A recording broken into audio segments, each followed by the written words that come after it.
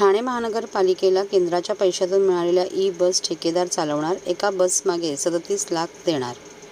ठाणे परिवहन सेवेत आता स्वच्छ हवा कृती आराखडा अंतर्गत केंद्राकडून प्राप्त झालेल्या अनुदानातून 44 ई-बस वेट लीजवर चालवण्याकामी निविदा मागवण्यात येणार असून त्यासाठी होणाऱ्या खर्चाचा प्रस्ताव नुकताच मंजूर झाला आहे. वेज लीजवर म्हणजेच परिवहन सेवा एका बसपोटी 37 लाख ठेकेदाराला देणार आहे. त्यानंतर उर्वरित बसचा खर्च त्याला करावा लागणार आहे.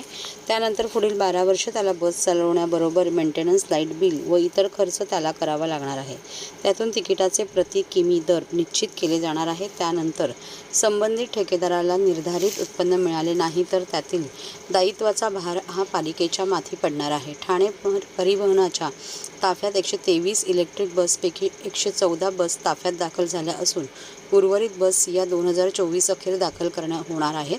सद्यस्थितीत परिवहनाच्या ताफ्यात 446 बस असून आगामी काळात PM ई-बस सेवा योजनेअंतर्गत 100 व NCAP अंतर्गत 15व्या वित्तीय आयोगाअंतर्गत 86 बस पुढील आर्थिक वर्षात दाखल होणे अपेक्षित आहे.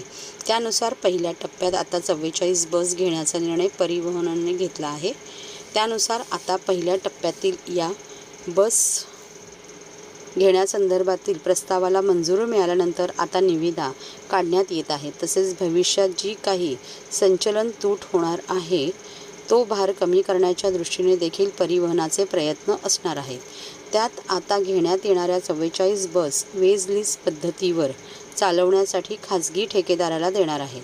ठाणे परिवहन सेवेला स्वच्छ हवा कृती आराखडा अंतर्गत 2023-24 या कालावधीसाठी प्राप्त झालेल्या अनुदानातून 44 ई-बस घेतल्या जाणार आहेत.